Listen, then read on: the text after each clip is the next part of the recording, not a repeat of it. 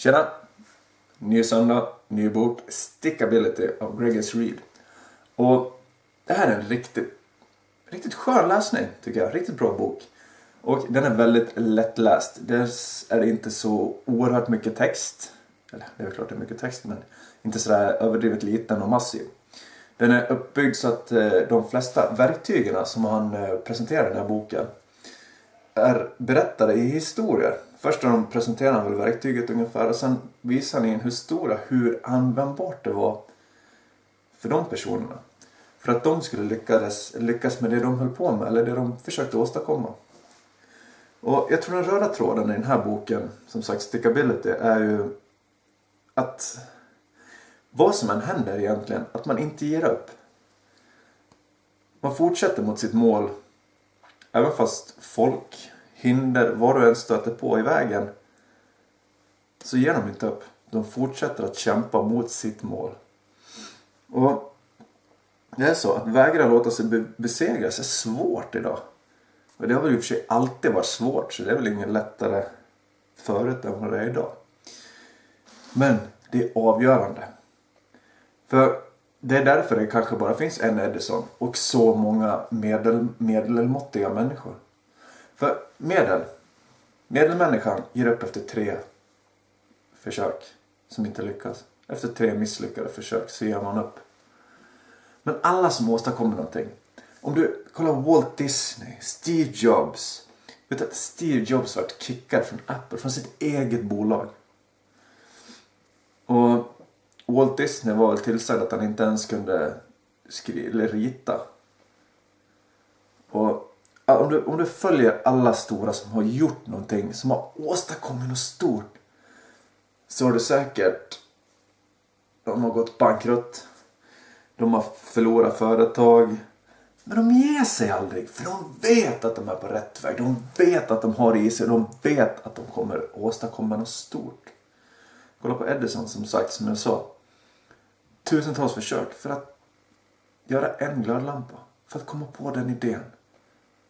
Hur många känner du, om du går till dig själv, skulle du kunna lägga ner över 1000 försök för att hitta på en grej, eller för att göra en grej? Han visste vad han ville göra. Han visste inte riktigt hur han skulle göra det, men han visste att han skulle göra det. Och så, som sagt, Edison såg det inte som att göra något, eller rätt och fel, eller svart och vitt. Utan Edison såg det som så att jag har inte gjort 1000 misslyckade försök. Jag har bara hittat på 1000 sätt man inte gör en glödlampa. Och om man kan ha den mentaliteten, då kommer du komma långt. Det säger jag redan nu. Då är du ett försprång mot de flesta andra. Då är inte du medel. Då tillhör du toppen. Och du kommer att lyckas med det du håller på med. Och det är så. Quitters never wins. And winner never quits. Och det är det som är. Så är det. Egentligen skulle jag kunna wrap it up här. För det är det boken handlar om. För att inte ge upp. Och en sak till som är väldigt viktigt. Lyssna inte på alla som säger att du inte kan göra det. Eller vad du kan och inte kan göra. Folk är rädda för det de inte förstår. Och folk har alltid en åsikt om det du tänker göra. Det är bara så. Om du har oerhört sällan, om du går och pratar med någon och säger det här vill jag göra, att den personen säger jag har ganska begränsad information om just det här ämnet och min expertis är ju ingenting jag vill låna ut till dig för att den är inte av värde eftersom jag inte vet exakt vad jag pratar om. Folk älskar och berätta för dig varför du inte kommer kunna göra det här. Och det här är den avgörande. Du kan inte lyssna på de här. Då kommer du inte komma långt. Du måste ha en tro på dig själv. Du måste ha en tro på det du ska göra. Och om du har en bra start och du har ett mål, som Edison och glödlampan. Han började och han visste vad målet var. Något sånt där tror jag i alla fall, att han ville göra glödlampan. Han visste inte hur. Och så kommer det säkert vara med det du vill göra också. Att även om du tror att vägen är rak, så tror mig, den kommer inte vara det. Den kommer gå upp ner sidan, bla bla bla, stenar, allting i vägen, väggar. Du kommer köra in i väggar, du kommer misslyckas. Och den säger fail to success. Fail your way to success. Och det är så. Om du tittar, som sagt, de har så mycket som de har gått igenom för att komma dit de kom. Och det är så för dig också. Låt inte saker hindra dig från att göra det du vill. Eller åstadkomma det du vill göra. Ha stickability. Stå fast vid dig själv. Stå fast vid det du ska göra. Ha den insikten att du måste kunna anpassa dig. För inte så länge sedan, eller jo, det är ganska länge sedan, så startade ett par killar en datingsida. Och idén var att de skulle lägga upp video på sig själv. Alla som var med i den här skulle lägga upp en video på sig själv. Så man kunde titta på partnern eller den man var intresserad av att se en video av det här. Och de här killarna hade ju en start. De ville göra en datingsida. Ja, med video. Det var väl deras mål ungefär. Men det var ju ingen succé av det här. Men de läste fakta här. De fick information från någon som använde sidan att det var väldigt kul att titta på folk som la upp videos. Så att här mitt någonstans emellan målet och starten så gjorde de en anpassning. Att okej, folk gillar att titta på vad andra folk gör eller videos är. Så vi gör en ny sida. Vi gör om den här sidan där folk kan ladda upp videos som alla andra kan se. Broadcast yourself. Eller det är något som motto och sånt där. Och döpte om den till YouTube. Och det målet, när de nådde det målet, var ganska hyfsat. Men de lät sig inte besegras av lite motgångar. Utan de anpassade sig efter vad de såg, vad de fick information. Och de nådde sitt mål. Så låt inte folk stå i vägen för dig. Låt inte folk berätta för dig vad du kan göra och inte kan göra. Det är det den här boken handlar om. Och den är skriven riktigt bra, som sagt, med historier. Alla verktyg den ger dig. Så får du en historia sen. Hur den hjälpte personerna i boken då. Hur de lyckades med hjälp av de här verktygen. Och du kanske känner igen dig i någon av historierna. Som sagt, jag drog en historia på Instagram.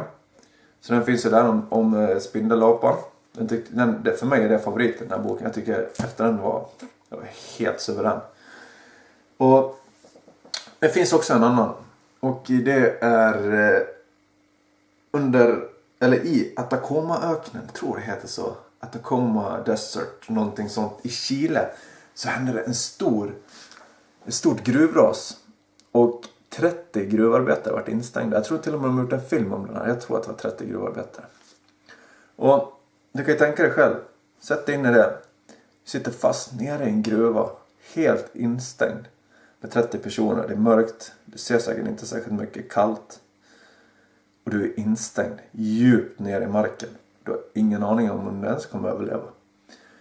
I den här situationen är det ganska lätt att få panik. Eller hur? Och flippa ur. Men en person av de här 30 gjorde inte det. Han var cold under pressure. Han var lugn under press. Och han lyckades rekonstruera, eller han skickade ut folk och kollade hur det såg ut. Var raset var, hur det såg ut runt omkring. Alla förnödenheter de hade såg han till att de skulle räcka så länge det bara gick. Ja, men så lite som vi bara kan för att vi räcker så länge det kan. Han hade kontakt med räddningspersonalen. Och tack vare hans lugn under press så lyckades han få alla 30 räddade efter 69 dagar. Efter 69 dagar. Alltså, det här var ett långt pass på jobbet när de plockade upp honom. Men det bevisar bara en sak. Hans lugn, det verktyget, räddade livet på 30 personer den här gången. Och då förstår man hur viktigt att kunna vara lugn under press är. För det är insatt i en bra historia. Och det här är ingen historia, det är en verklig händelse. Det här har ju hänt, som sagt, det finns en filmatisering om det. Men det bevisar hur kraftfulla verktygen är när de är satt i rätt perspektiv. Eller i rätt, ja, när du använder dem rätt. Så kolla in den här boken, den är skitbra. Jag vet inte om den finns på bibblan, men annars rekommenderar jag att köpa den. Jag tror inte den var särskilt dyr heller. Och läs den. Lättläst och så mycket värde i den. Och det är Greg S. Reed. Du har både historier och verktyg.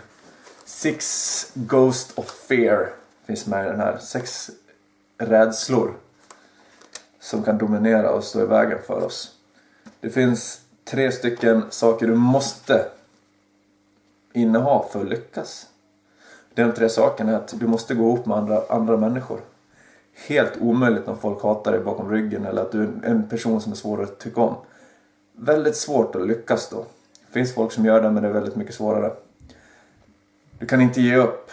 Är nummer 2. Och 3, du kan inte skjuta upp saker till imorgon. Där du måste ta tag i det nu. De 3 sakerna är avgörande för att du ska lyckas. Enligt författaren. Och det är Napoleon Hill Foundation. Så mycket av det här kommer från, och mycket av den här fakta i den här boken kommer från Napoleon Hill, som har skrivit Think and Grow Rich. Som också är en otroligt bra bok som ni ska läsa. Jag tror inte jag har gjort en video på den här, men vi kanske kan ta den också sen. Men fiska upp den här boken, Stickability av Greg S. Reed. Och nu tog jag inte med nästa bok, men det är The Upside of Your Dark Side. Och jag tänkte att vi skulle köra ge mig en vecka på den, så syns vi här nästa söndag. Och till dess så tycker jag att ni ska ha en riktigt bra vecka. Och gå och lägg lite visare varje dag, så syns vi nästa söndag. Tack för mig, hej!